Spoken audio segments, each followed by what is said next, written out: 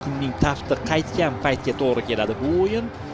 Starti o'ylaymizki futbolchilarga xalaqit qilmaydi. Endi Barodov hamda 6-raqamdagi Bobirbek Yo'ldoshev ikkalasi tandemda harakat qiladi. O'ng qanot Yo'ldoshev. Hozircha kuchsiz va shunda biroz oqsayapti Buxoro. Mamad Siddiqov yuqoridan Ibrohim Halil Vodiy derbisi Neftchi Navbahor. Yaxshi, Ibrohim Halil Yo'ldoshev ko'rib qolishimiz mumkin. Hozir Roziyevga qarshi Yo'ldoshev Ibrohim Halil to'p maydon tashqarisiga chiqarib yubordi. Qizishib ketyapti Neftchi himoyachisi.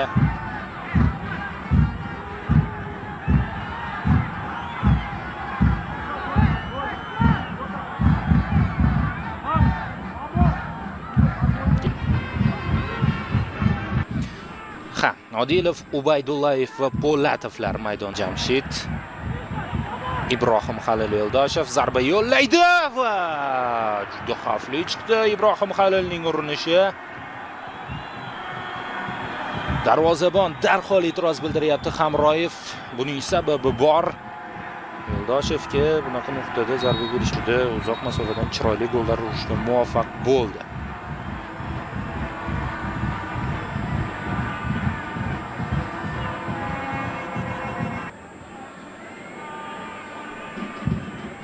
Yo'ldoshev.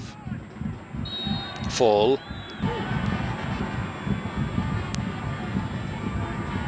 Ibrohim Halil Yo'ldoshev. Yaxshi imkoniyat, jarima maydonida to'p qolyapti. Sayfiyev zarba va gol!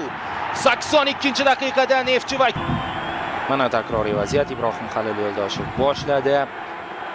G'iyosov ortga qaytardi.